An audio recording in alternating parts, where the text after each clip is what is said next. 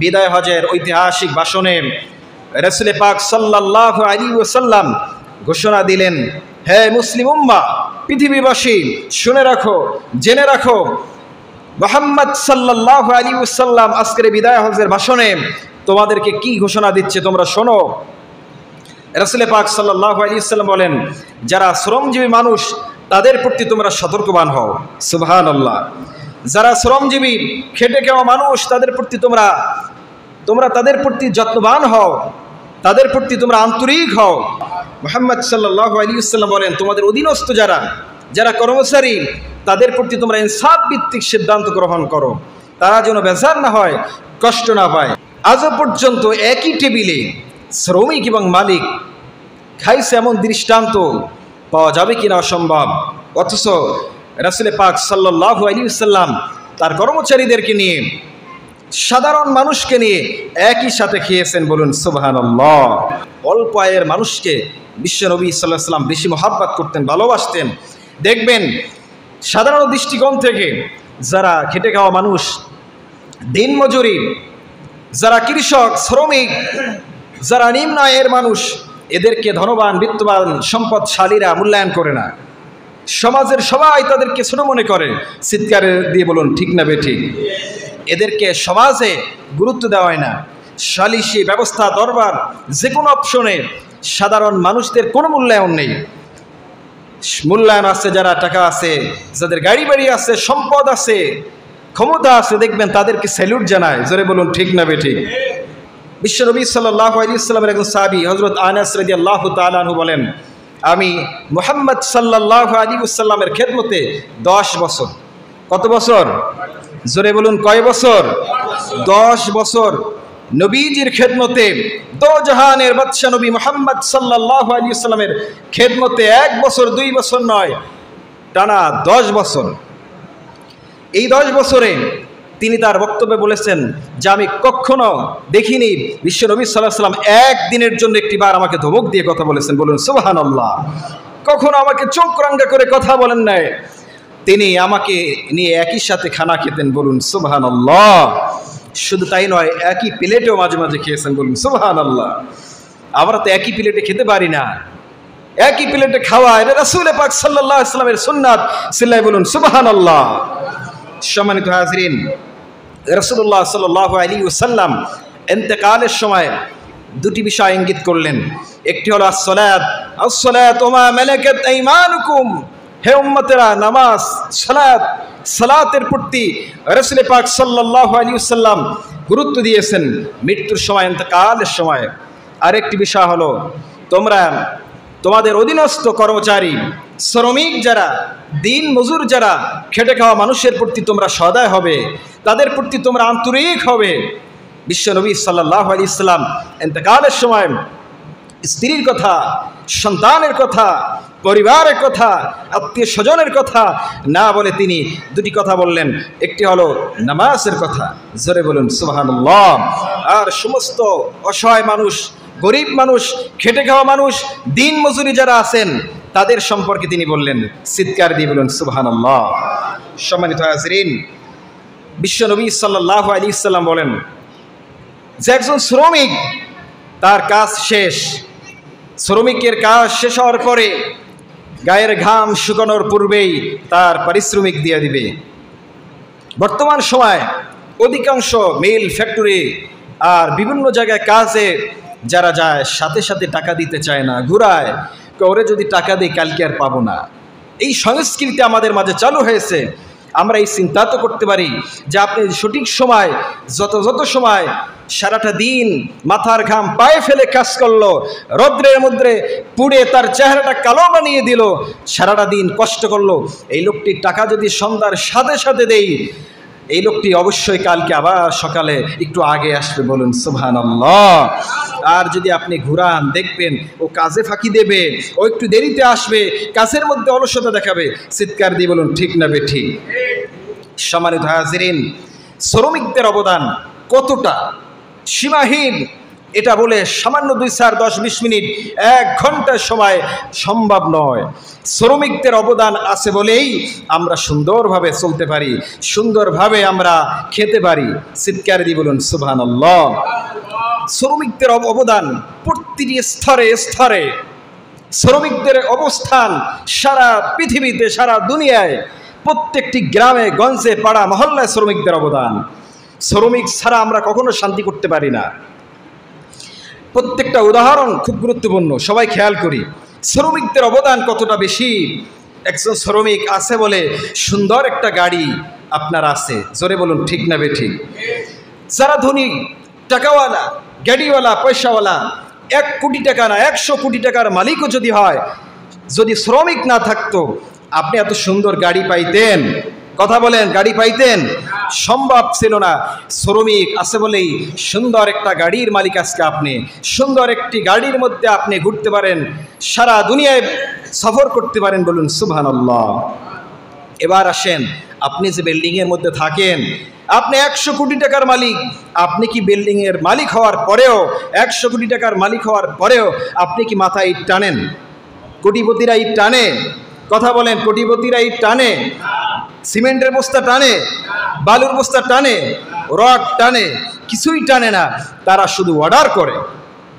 আর শ্রমিকরা দিন রাত কষ্ট করে মাথার ঘাম পায়ে ফেলে কাজ করে, আর যখন টাকা চায় তখন কয় আজকে না কালকে, কাল না পরশু, এভাবে ঘোরায়।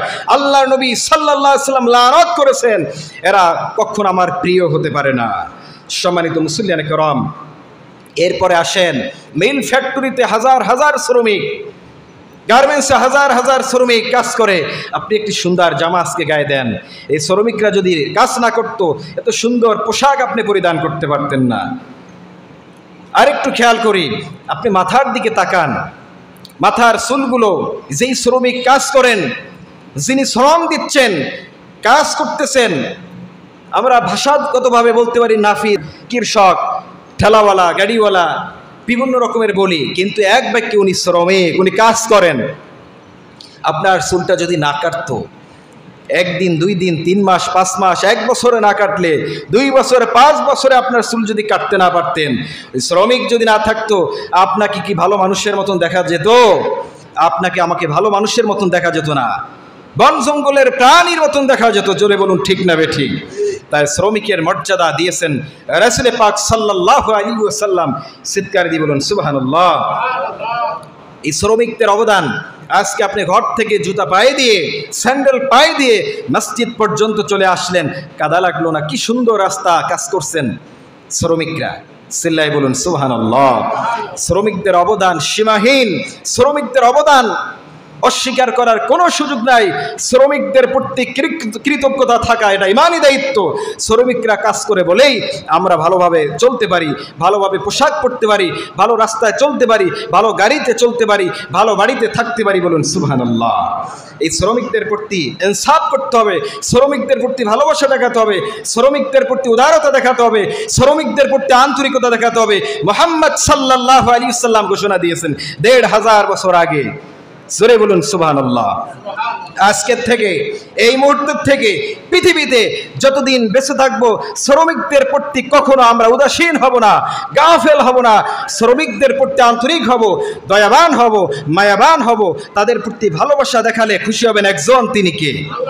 কারা কারা শ্রমিকদের প্রতি ভালোবাসার হাত বাড়াতে চায়? হাত উঁচু করে আল্লাহকে দেখায়। আল্লাহ আমাদেরকে কবুল করেন, বলেন আমিন, আর জোরে আমিন। সম্মানিত হাজিরিন, বিশ্বনবী সাল্লাল্লাহু আলাইহি ওয়াসাল্লাম ঘোষণা দিয়েছেন যে লা নবিয়্যা বাদি লাকানা উমর আনা খাতামুন নবীন, আমার পরে কোনো নবী আসবে না, কারণ আমি শেষ নবী। বিশ্বনবী সাল্লাল্লাহু আলাইহি ওয়াসাল্লাম বলেন আনা খাতামুন নবীন, আমি শেষ নবী। লা নবিয়্যা বাদি, আমার পরে কোনো আর নবী আসবে না, কোনো রাসূল আসবে না। যদি নবী আসতো লাকানা উমর, ওমর রাদিয়াল্লাহু তাআলা আনহু নবী হয়ে যেত, পয়গম্বর হয়ে যেত, রাসূল হয়ে যেত, আল্লাহ তাআলার প্রেরিত দূত হয়ে যেত, বলুন সুবহানাল্লাহ। সম্মানিত মুসলিয়ানে কেরাম, সে নবীর সবচেয়ে একজন গুরুত্বপূর্ণ একজন খলিফা, যিনি অর্ধ পৃথিবী শাসন করেছেন, তার নাম আমরা সবাই জানি, হযরতে ওমর ইবনুল খাত্তাব রাদিয়াল্লাহু তাআলা আনহু, বলুন সুবহানাল্লাহ। তিনি জেরুজালেম সফরে যাবেন, রাষ্ট্রীয় সফরের বাহন একটি। জোরে বলুন কয়টি? সবাই বলেন।